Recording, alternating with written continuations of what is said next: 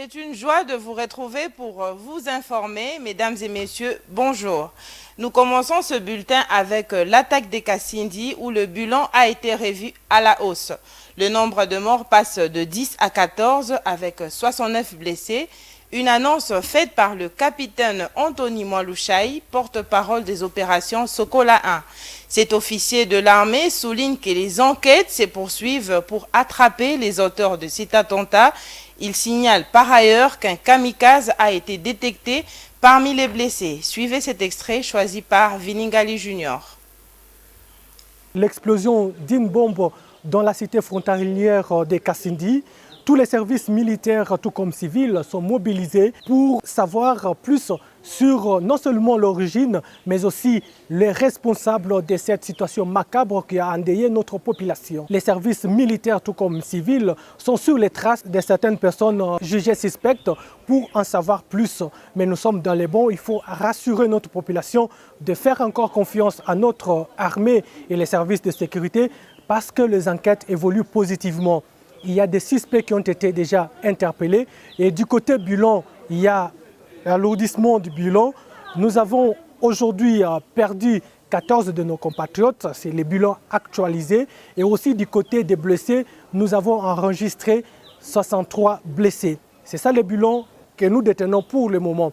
Nous demandons à notre population d'éviter les attroupements inutiles et suivre les mesures sécuritaires données par nos services de sécurité. C'est pourquoi le gouverneur de province, lieutenant-général Ndimakoba Constant, est arrivé aujourd'hui pour non seulement s'enquérir de la situation des victimes, mais aussi donner sa contribution financière tant morale aux familles victimes de cette situation macabre. Ensemble et réunis, nous serons plus forts. C'est pourquoi nous demandons à notre population à continuer à nous faire confiance et à être derrière les forces armées de la République démocratique du Congo en dénonçant les suspects qui continuent encore à errer dans notre cité. Nous demandons également à notre population de ne pas croire que la menace est terminée. La menace persiste. Pourquoi? Parce que nous sommes dans une zone où nous faisons face à une guerre menée et entretenue par des mouvements terroristes. Un terroriste vivant constitue encore une menace. Ensemble, nous serons très forts. Changeons de chapitre pour parler maintenant de la francophonie où le comité de pilotage de 9e jeu de la francophonie appelle à l'accompagnement de la population et de la presse pour la réussite de ce jeu qui sont d'un enjeu majeur pour la République démocratique du Congo. Cet appel a été lancé au terme d'une réunion présidée par le Premier ministre Jean-Michel Sama-Lukonde le mardi 17 janvier dernier à la primature dans la ville de Kinshasa. Suivez le compte rendu du ministre de la Coopération. Ici, il était question d'analyser, de palper de la réalité. Qu'est-ce qu'il faut faire? Qu'est-ce qui a été fait? Maintenant, nous faisions quoi avec les entreprises qui sont sur terrain? Et nous avions eu l'orientation, des instructions du Premier ministre pour que le temps qui nous reste, qu'on soit prêt à organiser le 9e G de la francophonie prévu au mois de juillet, août 2023. Parce que c'est au plus tard le mois de mai que nous devrons recevoir les infrastructures à disponibiliser au niveau de l'OIF.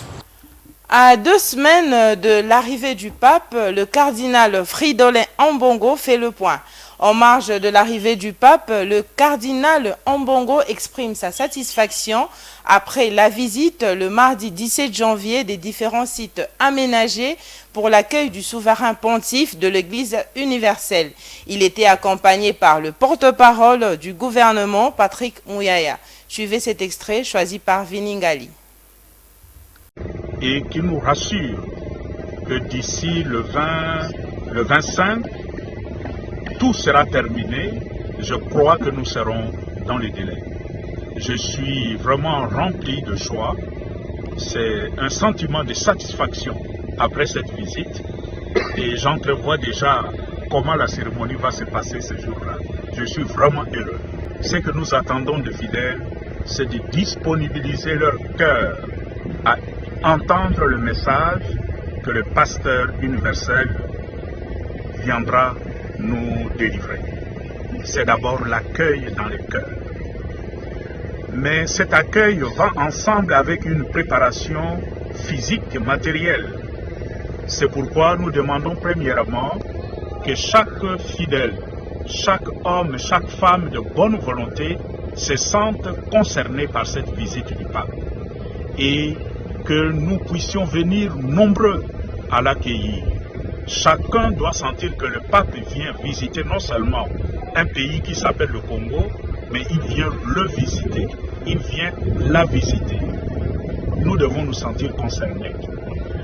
Je vois aussi la réalité, l'espace qui est ici et le nombre de personnes qui pourront venir. J'ai un peu de soucis, c'est par rapport au nombre de chaises.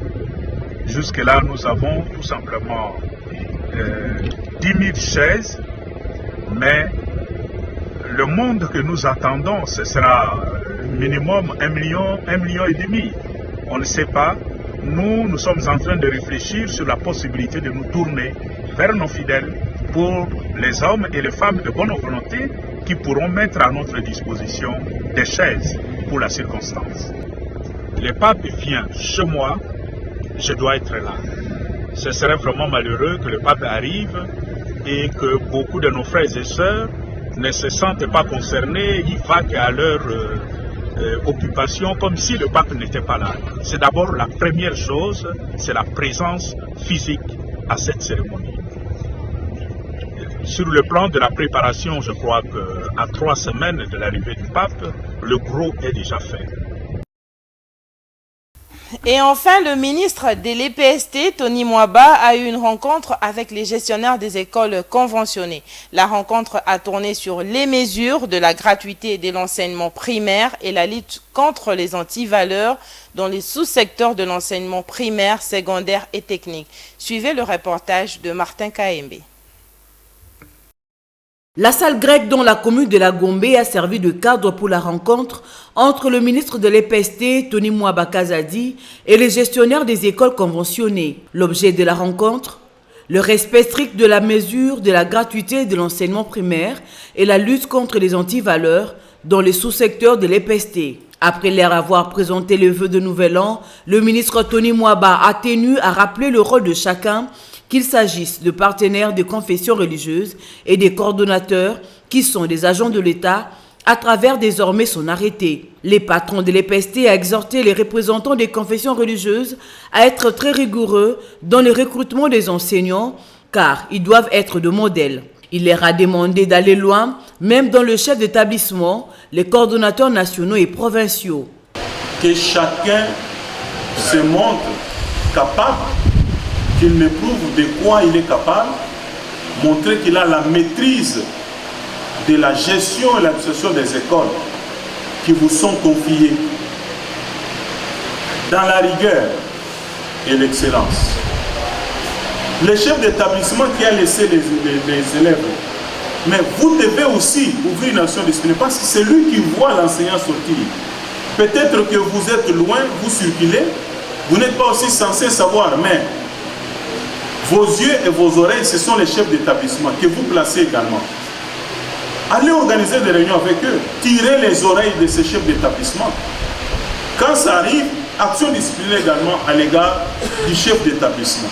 Le ministre a terminé son allocution en rappelant à ses interlocuteurs de veiller sur la rigueur dans la gestion des établissements scolaires ainsi que sur la viabilisation des infrastructures scolaires. C'est la fin de ce bulletin d'information. Le prochain rendez-vous est pris pour 16h avec Jocelyne Massiala. D'ici là, bonne suite de programmes sur Mondico Télévision.